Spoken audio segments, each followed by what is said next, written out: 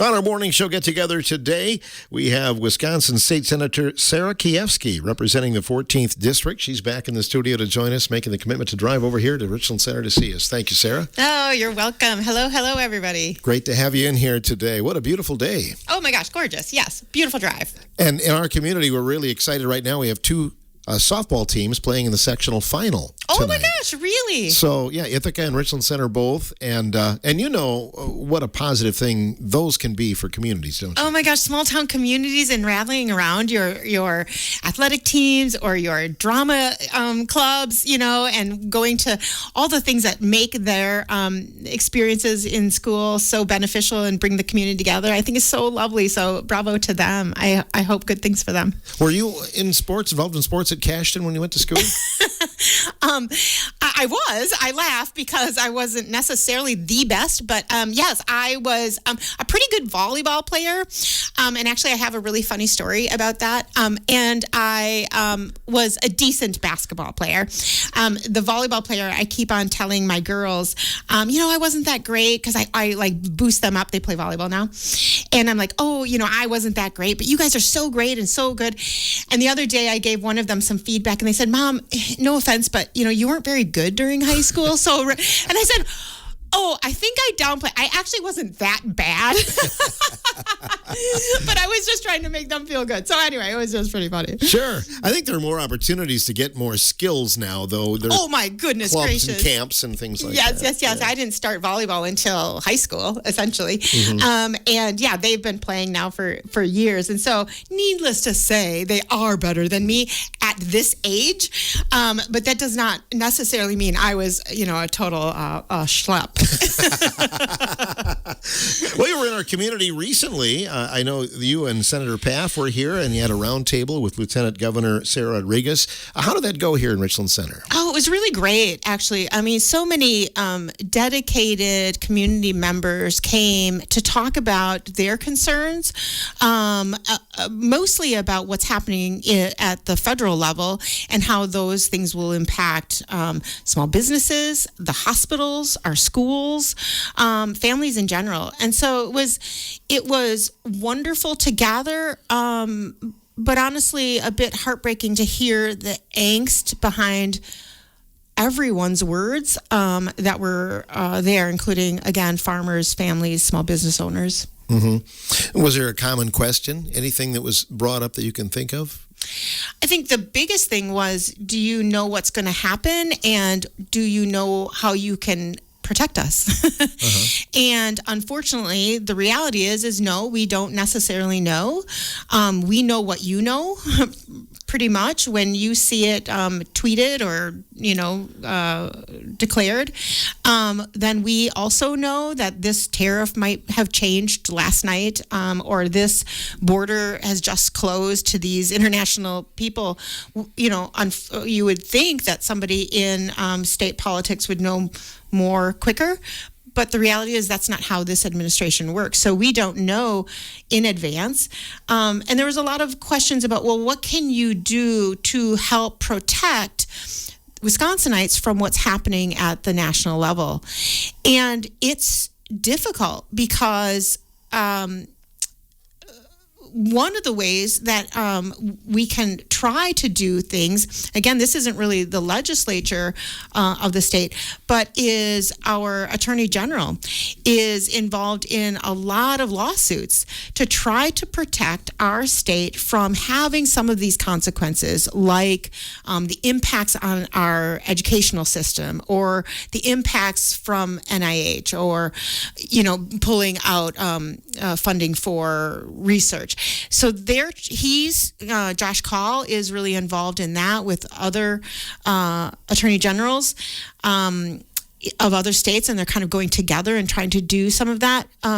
But while we're looking at congressional things, so what we talk about, I'll go back a second. What we talk about in a lot of these town halls is that there's three ways really to respond and to protect us as individuals and constituents what's happening in our country.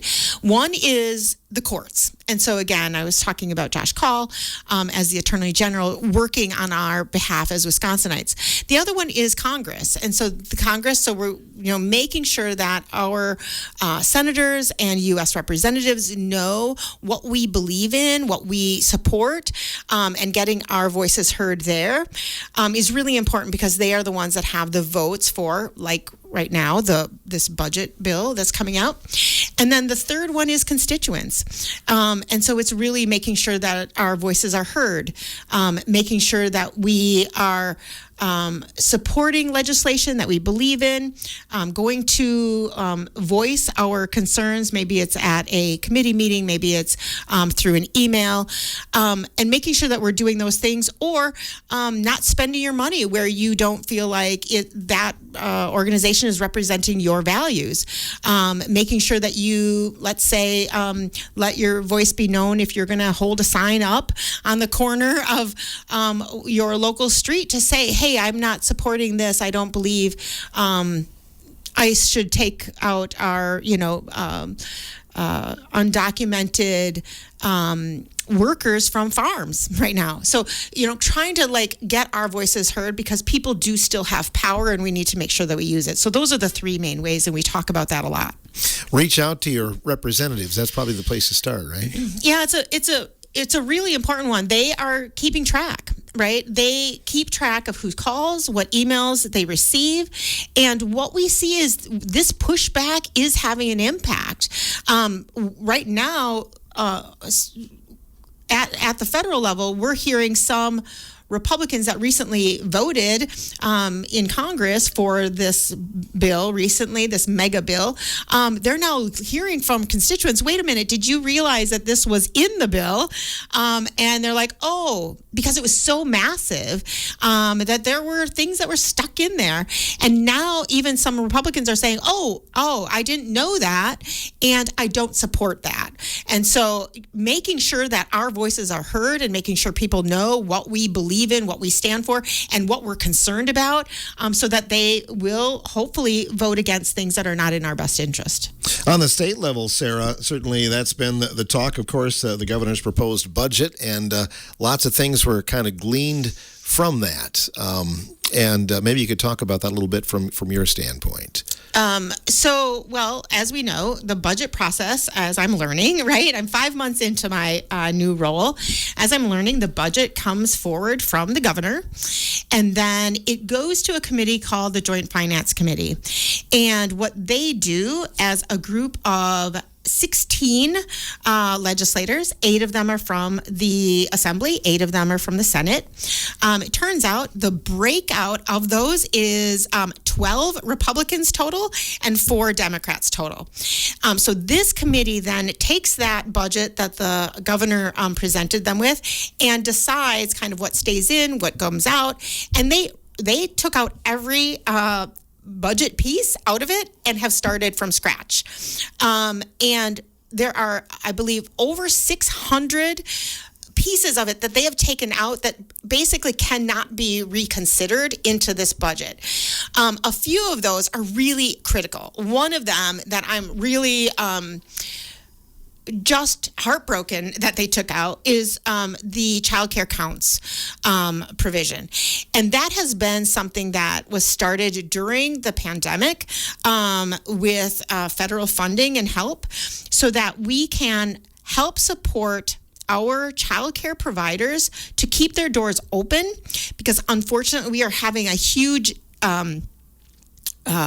dilemma with child care availability in our state. We have what are called childcare deserts in many places in our state. Richland Center would be one of those areas, and Richland County, Sauk County. And so what a desert means is there are at least 3 kids needing a spot for every 1 spot that is available in a childcare availability. And so that desert is causing so many people either to have to leave the workplace or financial strain. So this child care counts is giving money to these child care centers so that they can keep their doors open. They can make sure that their rates aren't driven up so much that people can't afford it, and they're able to pay their workers a sustainable wage so that those people are not leaving the industry, because that's also what's been happening. They're being paid very minimally, oftentimes something like $11 an hour, $13 an hour. It's just not sustainable. So this child care counts has been really important. It was ripped out of the budget. It was then put in this position where it can't be reconsidered by the Joint Finance Committee. So I helped propose legislation to bring it back and just a separate bill to say, hey, we must do this. This is $240 million in over each year of the next 2 years, the biennium. And it's critical. If we don't do this, it will have dire consequences on our economic viability as a state. And we must consider not just what we're spending, but seeing where the spending is actually investment. And this investment helps us grow our economy, stabilize our economy, and make sure that we're making good investments rather than just seeing everything as a cost that is undesirable, because I think it's short-sighted. Really, again, that's another thing that has a domino effect, with the high rates that you pay and things like that. But it takes people out of the workforce. If they don't have anybody to watch their kid, they have to stay home and can't take a job that they want and things like that. Right, and what we have is workforce shortage, right? Mm-hmm. And so if we're having a workforce shortage and we're creating a situation where we're going to have more of that, that's a dilemma for our economy. If we have fewer people working or making money, right, then they also have less money to spend mm-hmm. at our local convenience stores, at our local businesses, at our local, for our school projects, right? So we have to recognize that has a cascading impact that affects everyone, especially in our rural communities. So you mentioned that you're trying to develop another bill. How does that work then? When would that be viable, or when would that be looked at and voted on? So it's already been presented. We had a press conference about it about 2 weeks ago, perhaps. And so we're looking for co-sponsorship. Basically, all of my Democratic colleagues are signed on, recognizing the importance of this. Unfortunately, the way it works, again, I'm learning, right? The way it works is that a bill can have tremendous support. But the person, and then each bill goes to a committee. So that one would I guess I'm not sure which committee. It gets assigned to a committee. And these committees you have committees on the Senate side and you have committees on the Assembly side. So this bill would be sent to whatever committee it aligns with, hopefully, on the Senate side and the Assembly side. Then in that committee, the chair of the committee gets to decide whether or not there will be a hearing on that bill. Right now, the chairs of all committees are Republicans, and right now, no chair has allowed it to be heard. So it might stay flat and unheard and unmovable because they're unwilling to have it even get a hearing to make sure that we are very well informed as a body of whether or not this is an important piece of legislation or not. And so it's tragic. Mm-hmm. It's hard to believe that it's not easy to see that this is something that is needed. I think it is easy to see for people that are willing to recognize. If you talk to any young family that has children, what they're recognizing is that the cost of childcare right now is untenable. It's getting close to what it costs to send children or to send students to college. It's getting that expensive. And so many people are saying, well, how is it so expensive now? It wasn't that expensive in my day, right? And so they must be just trying to make tons of profit. These childcare centers or these childcare workers must just be like, wanting to make an exorbitant salary. The reality is none of that's true. None of that's true. What's happened really is that when I had children, so I have a blended family of 6 kids that all have been in childcare at different times, in different looks. And what we're recognizing is, so this was I guess 15 years ago when I was really having childcare, 15, 20 years ago. What was more likely is people were willing, women in particular, willing to take a very limited salary and work in this field, because oftentimes their partners had a salary that could then sustain them as a family. Our economic reality right now is it doesn't work anymore. Women need to make, and again, I'm parsing out with women because most childcare providers are women. They can't stay in the field even if they would love to, because they're making $11, $13 an hour, and you can make more at Quick Trip. You can make more, doing something else. Maybe that isn't your passion, but when you have bills to pay, you can't just take a job that is your passion. You need to go where the money is. That's just the reality. And so that's why so many people are leaving the workforce in these childcare roles.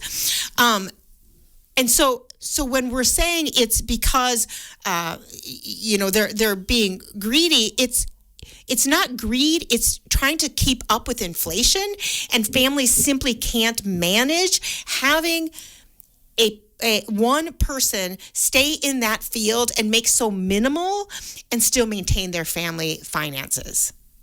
Another thing that we've talked about a lot in this program, school budgets, and of course it's a domino effect. If there's a delay in the passing of the current budget from the governor, school districts are trying to make financial plans for the coming school years, and that kind of gets put on the back burner too as well. So kind of makes it tough for area schools to kind of know where their finances are and what's going to be for the next years, right? I think it's tough is like mild, right?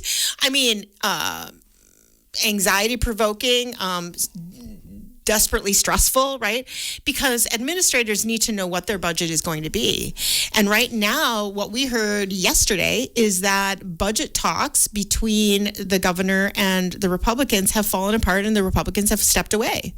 There isn't agreement right now. They're wanting tax cuts, and it sounds like what I understand is the governor is saying, I'm open to considering those as long as we do better funding of our schools and making sure that we have health care, because those are the things that every single town hall that has been had, those are the issues that people are bringing to the forefront. And he's trying to listen to the people in his state and what they want.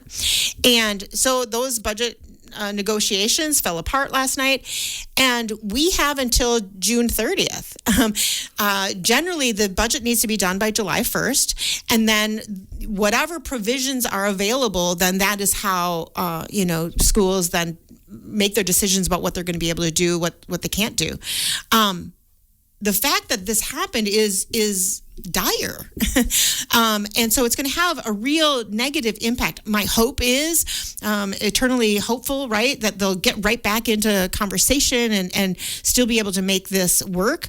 But if not, we're facing a reckoning that is not going to be pretty. Well, you've been at it a few months now, Yes. and you've admitted it's a learning process. Oh, my, yes. And things like that. So do you still remain hopeful and, that you can kind of get your goals accomplished that you set out to get? I think I will always be hopeful, because I think good policy is just good policy. I mean, the facts bear things out. Numbers show the truth, right? And so I'm eternally hopeful that eventually part of it will be, I believe now my role in some ways is education and activation. Education, making sure people understand what's happening. Because without an understanding of what's happening, people don't know enough about why things are going on the way they're going on. I didn't know. I didn't understand some of the things I now understand. And I think it's really important do my due diligence of educating people about what's happening. And that could be even about both parties, right? Where I see there might be stuck places for both parties. Right now, I feel like it's really important to talk about the budget process, to talk about this committees and how things get stuck, and why when people are saying, oh, I want you guys to work together, I'd be like, we're trying, right? But there are blockades here that are entrenched and really dysfunctional in a way that is shocking once you find out. So education is a big part of it, and then activation, telling people about their voice and how important it is and what they can do, because I am only a voice for them.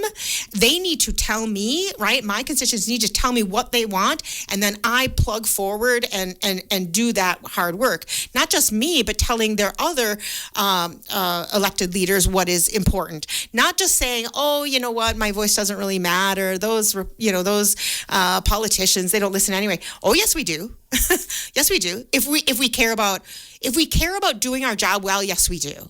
If we care about keeping our job and making PACs happy, then I guess you're right. That's not my goal. PACs are not my constituents. People are. And so I want to know what you want, and I want to do my due diligence to make sure that that is done. But I need you to be activated enough to let me know what you need, what you want, and to make sure that your voices are heard. One of the things you said in your very first visit after being elected was the fact that you don't care whether you're elected again. You're out to do a job, and you may have to ruffle some feathers, it sounds like. Yeah, I mean, and I know that sounds really kind of crass, but the reality is that when I was asked to run for this office, I did it as a public service. If I have the capacity and the skills needed to maybe help people be heard, to pass legislation because I have capacity to craft things, understand things, mobilize around things, then I'm going to use those skills for the betterment of Wisconsinites. I have never been somebody that has wanted power for power's sake. I don't even understand it, to be honest. I would want power. One of the things I remember Governor Walz, I believe, said was, I don't get political capital not to spend it, right? And so that's how I see my job. Like, if I have any political capital, if people believe in me and I have their support, then I'm going to spend it on the things that are important. And to me, importance is not keeping a job. Importance is doing a job. And so if I'm doing a job, I will get reelected if I'm doing a good job. If I'm not doing a good job, I won't get reelected, and I shouldn't. I mean, that's just how it should be. And so I'm not oriented to like whether or not in 4 years I get reelected. I'm oriented in doing the right thing that I believe, based on what I hear from constituents and what my values orient me to. I believe in that, and I just fundamentally believe it'll work itself out.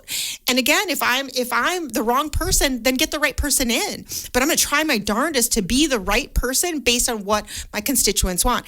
And if it doesn't work out, you know what? I have 6 great children to spend more time with, and I have a lovely career as a mental health provider that I just love and still do part-time. And so I will be just fine. Yeah.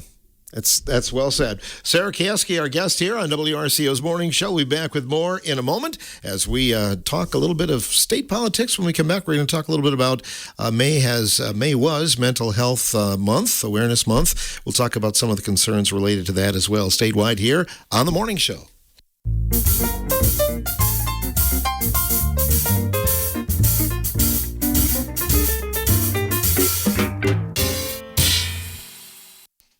We have Senator Sarah Keyeski in the studio with us today on WRCO Radio for her semi-regular visit. Yeah. Glad to have you back in here with us today. Thanks for the invitation. Yes.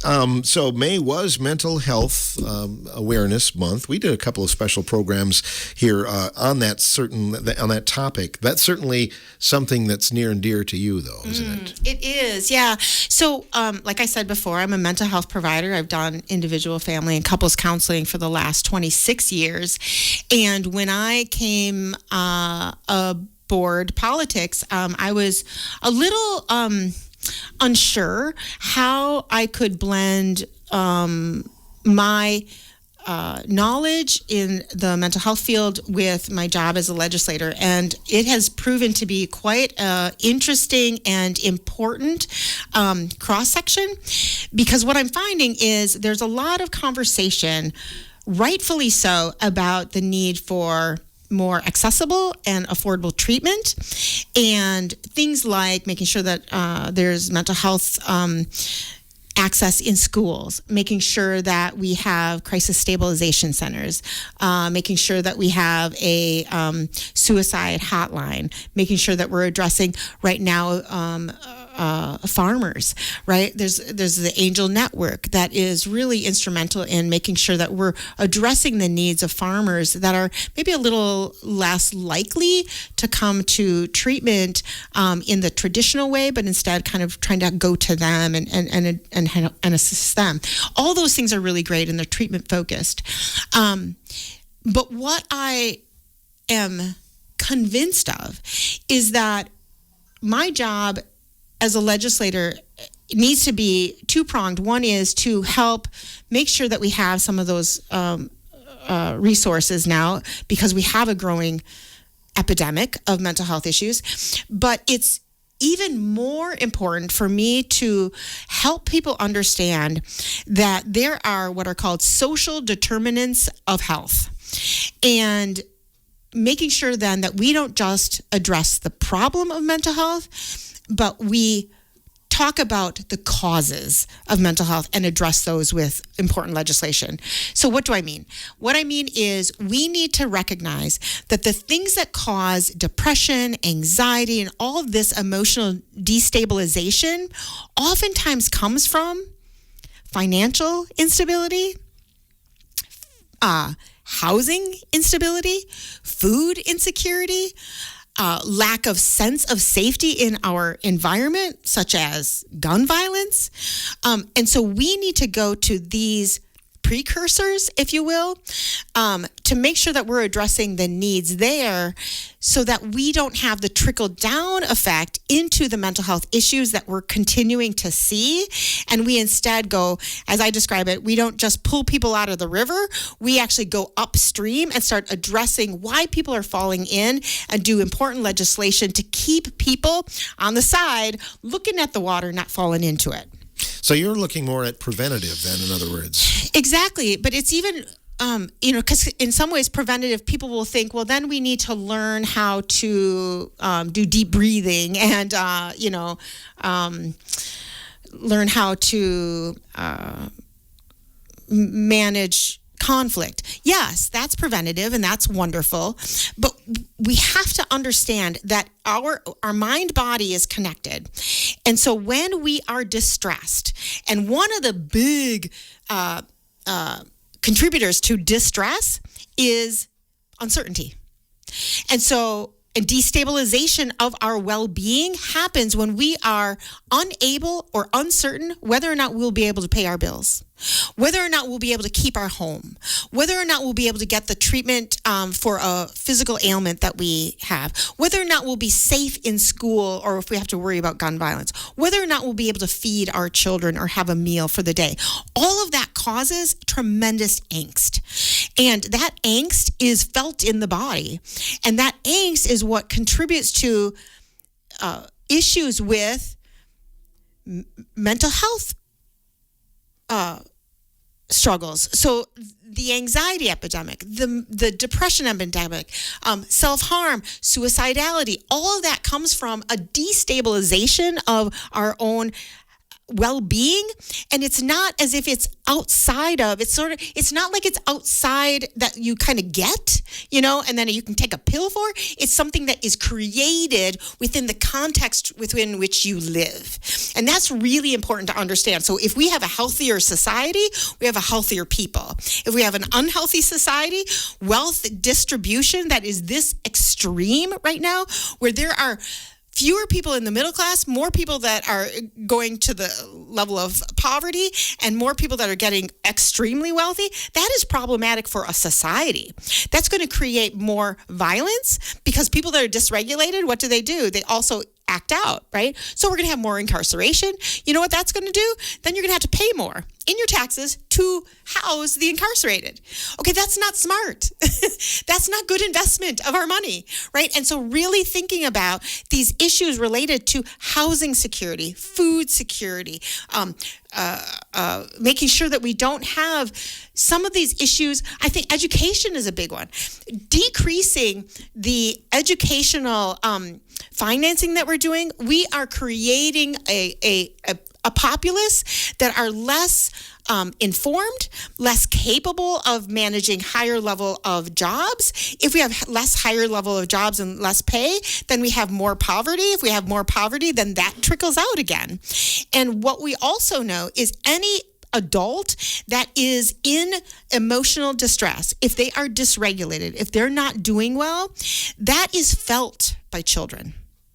And so we have then children that are struggling more in our schools, acting out more. Then we have teachers that are having more behavioral issues in the schools. So we have teachers then that are more dysregulated, right? Are leaving then the schools, right?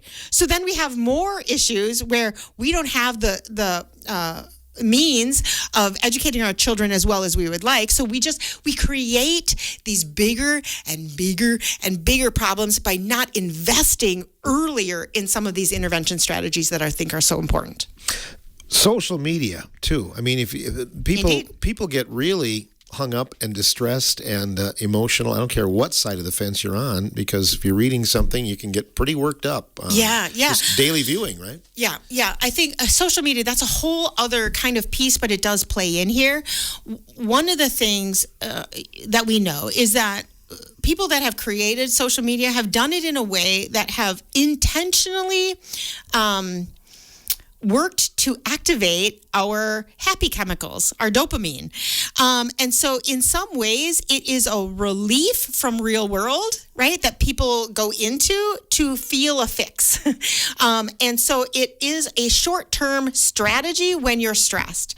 The problem is that it becomes a negative, kind of like if you have a glass of wine to relax, it maybe isn't the worst thing in the world. But if you're on social media for 5 hours versus those 5 minutes, right, it's going to have a negative impact overall, because you're going to have with algorithms, you're only going to be fed the information that is probably aligned with what you think. You're not going to have the critical thinking skills. You're going to be more activated because they want you to stay longer. So they're going to give you the stuff that really, ramps you up. It's all about the emotion. And the reality is, as beings, we are emotional creatures with a brain. We are not thinking creatures with a few feelings. That's not how we work. And so we have to think about the emotionality of people and how it is being driven now to be kind of negatively impacting us and keeping us stuck versus helping us activate and become advanced. Mm-hmm. Are there things in the budget to look at? Are there some bills that are coming up? Yes, I talked about some provisions that were taken out of the budget, 600 and some were taken out. One was collaborative grants between police departments and mental health workers. It was ripped out and can't be brought back in. Problematic, right? Because what we know is that in situations of calls with the police, we need to make sure that we are not addressing them all with aggression. We need to make sure that we're addressing them with an awareness that sometimes we need to de-escalate. And that is important, and that's why we need to make sure that we have some mental health providers also and have that great collaboration so that we're using the right tool in the right situation, not the same tool for all situations. So that was taken out of the budget. There was another one with more money for mental health providers in schools. That was taken out of the budget. Again, that's a big deal, because if we don't have children that are able to better regulate, right, to feel better, they're not going to attend school, they're going to be problematic in school, and that has ripple out effects, like I said, for the other kids, for teachers, for administration, for the community. So yes, there's things out there. Are they getting heard right now by my Republican colleagues? It seems not. Constituents talk a lot about the budget surplus and point at that as well. Is it truly as big as it is, as large as it is, Sarah, or how do you look at it? So again, this is one of those things that I am not going to pretend that I know well or deeply. What I understand is there's the number $4.2 billion in the surplus that is bandied about, which sounds fantastic. And I think it was, in some ways, it has been good that there has been fiscal responsibility to make sure that we have some money set aside for emergencies, right? But much of this money has been pre-allocated for important things and has been stopped from being spent by legislators because of their personal feelings about some of the legislation that was passed. That seems ill-informed to me. So there is a surplus, but some of it is already allocated. So it's not actually a full amount that could be spent. But there are billions that could be spent. And in my mind, one of the best investments we could make is in our schools. Because right now, most of us know our schools, if they are not better funded. Now, remember, there was in 2009 a decoupling of per student reimbursement for schools and inflation. So it has kind of stabilized this per student amount to schools has kind of stayed relatively the same while inflation has gone up. So our schools can't afford just basic operational costs, not because they're not managing their money well, is because they haven't been able to get the money appropriate for inflation. So what has happened? They've had to go to referendum. Right? So if we don't spend our tax dollars, our surplus on education, what will happen is we will have more schools having to go to referendum. Do you know what that means? You will be asked to raise your taxes again. And so when they say, oh, we don't want to spend on schools, they're already getting too much money, but we want to get tax cuts, those tax cuts are ultimately artificial because you will get taxed eventually in another way. Because this is unsustainable. We have to educate our kids. We must. Otherwise, we are going to have a state like some of the southern states that have education that is really low. We're going to have more poverty. We're going to have more crime. We're going to have more. All the things that happen when you don't have a well-educated workforce. They're going to leave our state. And so we have to see that as a priority in my mind. And the tax cuts, while I think maybe there's a place for them in some way, it is artificial to think that is going to be good, and not recognize that will have dire consequences just in a different way. Such a critical time, though. We have schools whose referendums did not pass recently, and where do they go from here? Something's got to give. Right. So my district, District 14, touches 30 different school districts. Every single one of them has gone to referendum at least once in the last 10 years. And so what do they do? Well, what they're having to do now is look at laying off teachers, decreasing opportunities for our kids. So if we want well-rounded kids, right, do we want them only learning math and English? That's good. That's fundamental. But do we not want them to be able to participate in a school team? Do we not want them to be able to go to debate club? Do we not want them to be able to participate in music development? That's fundamental for growing good citizens too, right? And so if we're cutting those things, we're making higher number of class sizes, right? So more students to one teacher. These are fundamentally bad for kids. They just are. And that's where we're headed. That's what's happening across the board. There are states that are now going to 4-day school weeks, right? Because they can't afford to keep the doors open, to pay the teachers. That's where we're headed if we're not smarter about this. And that is going to have, again, I get it. Short term, it looks pretty to get a bit more money in your pocket. And I understand, I am a taxpayer. I would love more money in my pocket. I also am a realist.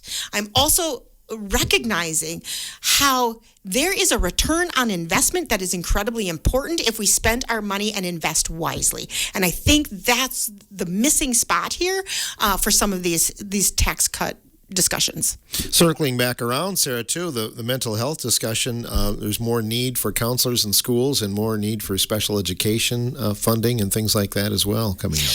Yeah, the reality is that kids have more needs today. They simply do.